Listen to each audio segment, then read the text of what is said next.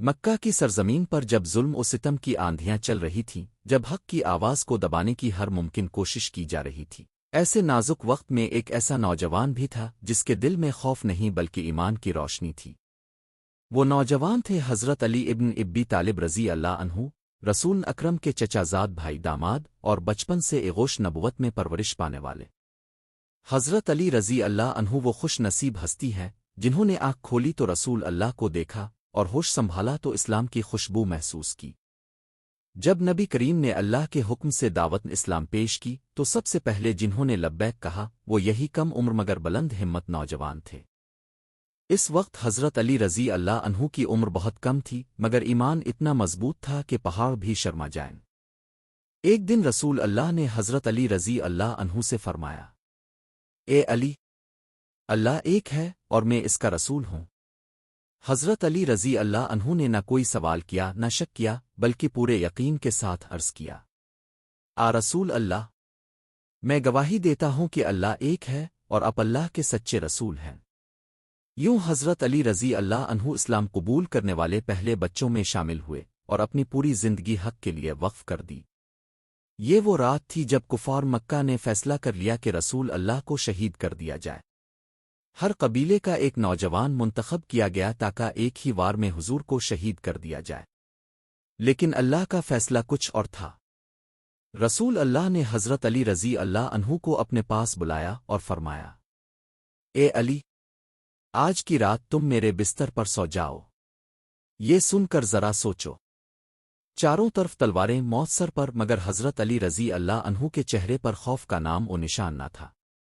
انہوں نے بلا جے کا عرض کیا، رسول اللہ، اگر میری جان آپ پر قربان ہو جائے تو یہ میرے لیے سعادت ہے۔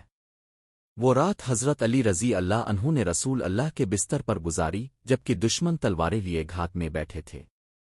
اللہ نے حضرت علی رضی اللہ عنہ کی حفاظت فرمائی اور صبح ہوئی تو دشمن حیران رہ گئے۔ جب اسلام کو تلوار کی ضرورت پڑی تو سب سے آگے علی رضی اللہ عنہ نظر آئے۔ بدر کے میدان میں کفار کے بڑے بڑے سورما حضرت علی رضی اللہ عنہ کے ہاتھوں واصل جہنم ہوئے۔ الفاہد میں جب بہت سے صحابہ منتشر ہو گئے تب بھی حضرت علی رضی اللہ عنہ حضور کے ساتھ ڈٹے رہے، ڈھال بن کر کھڑے ہو گئے۔ نبی کریم نے فرمایا، علی مجھ سے ہے اور میں علی سے ہوں۔ جنگ خیبر کا دن تھا۔ یہودیوں کا مضبوط قلعہ، بڑے بڑے جنگجو مگر مسلمانوں کے قدم راک گئے تھے۔ رسول اللہ نے فرمایا، کل میں علم اس شخص کو دوں گا جو اللہ اور اس کے رسول سے محبت کرتا ہے اور اللہ اور اس کا رسول اس سے محبت کرتے ہیں۔ اگلے دن علم حضرت علی رضی اللہ عنہ کو دیا گیا حالانکہ ان کی آنکھوں میں شدید درد تھا۔ رسول اللہ نے لعاب دہن لگایا اور فوراً شفا ہو گئی۔ حضرت علی رضی اللہ عنہ نے خیبر کے مشہور سورما مرہب کو للکارا اور ایک ہی وار میں اسے زمین بوس کر دیا۔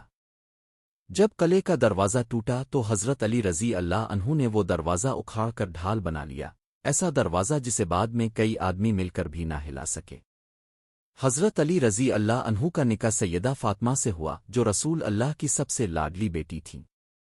یہ نکاح سادگی، تقوی اور محبت کی بہترین مثال تھا۔ گھر میں فقر تھا مگر دل امیر تھے، آنکھوں میں صبر تھا اور زبان پر شکر۔ خلافت کے دور میں حضرت علی رضی اللہ عنہ کا عدل ایسا تھا کہ دوست اور دشمن سب مانتے تھے۔ بیت المال سے چراغ بجھا دیتے جب ذاتی بات کرتے، راتوں کو گلیوں میں گشت کر کے یتیموں بیواؤں کا حال پوچھتے۔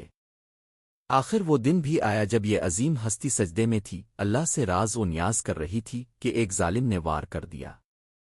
حضرت علی رضی اللہ عنہ کے لبوں سے نکلا، کعبہ کے رب کی قسم، میں کامیاب ہو گیا۔